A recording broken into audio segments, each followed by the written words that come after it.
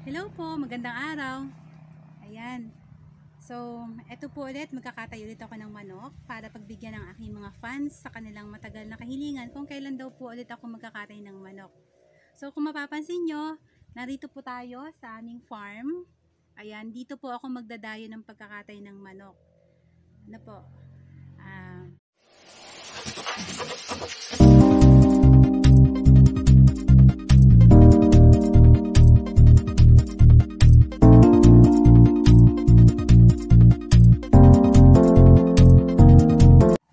Ipapakita ko po sa inyo ang manok na kakatayin ko today.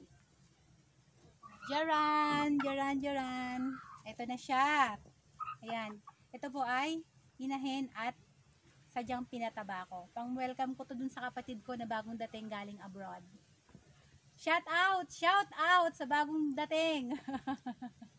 Ayan, iniready ko na rin po ang pagkakatayan. So, panibagong style po ng pagkakatayan gagawin ko. Ayan. Ganito, i-demonstrate ko muna. Ayan. Sesentensyahan ko na ito. Samahan niyo po ako. So, bago po tayo magpatuloy sa ating pagkatay, ipapakita ko po muna ang mga pansahog na gagamitin. So, ito po yung maganda kapag nasa farm. Ayan, libre ang pitas. Sariwang-sariwa.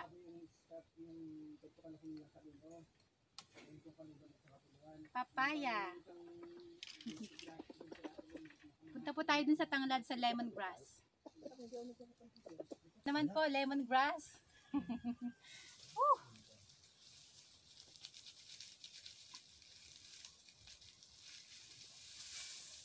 Hindi na kailangan gumastos pa. Lahat ay nasa farm na. Paluya ko dyan. Mamaya papunta rin sila na ilaw.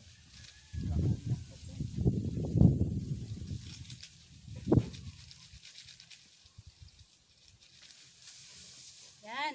Pampabango ng tinolang manok. Panghalo sa tinola. Papaya. Hindi talaga siguro pag bagong cellphone. Parang may puwing. Bago po natin ito pugutan ng ulo, ayan, tanggalan po muna natin ang balahibo. Ganda pang pugot. Goodbye, chikit.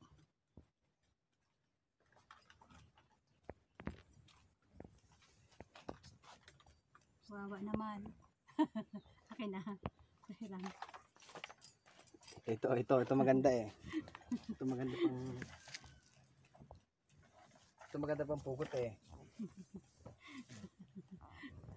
Ay, natakot. Biglang natakot. Ito naman, ikakatayin mo na daw siya. Matindi pang pagdadaanan niya.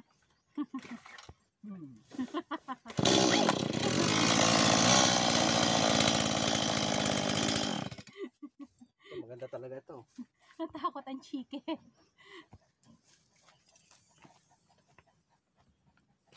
Malamig dito. Nagawa nga pala ng pangkat ko ng ano. Sige, go. Tara doon.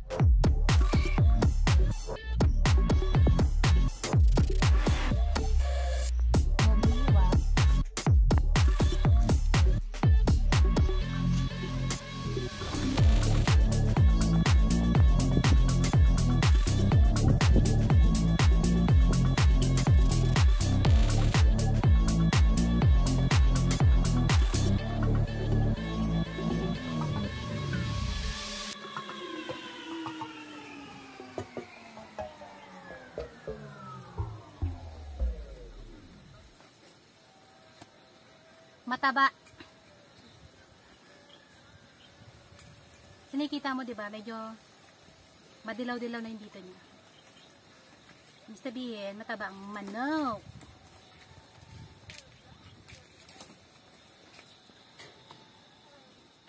Ayan po ang aming bagong dating. Yun, dito ako naman. Oh. Pang-welcome po sa kanya ito.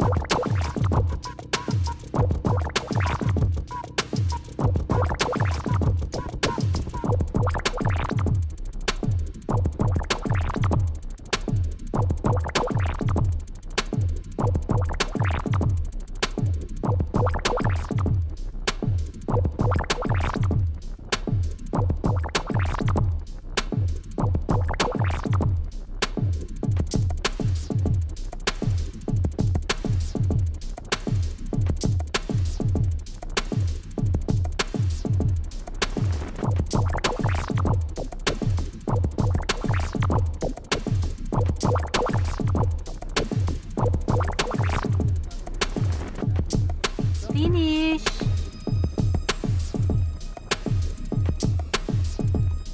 Taasin na.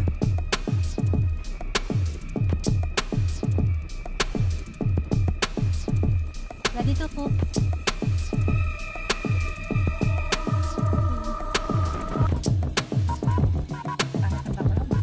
Oh my.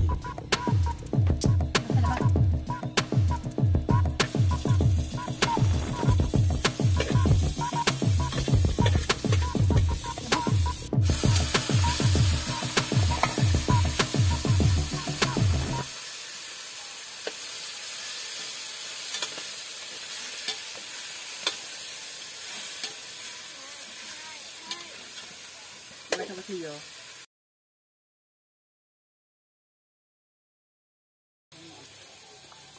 Manag.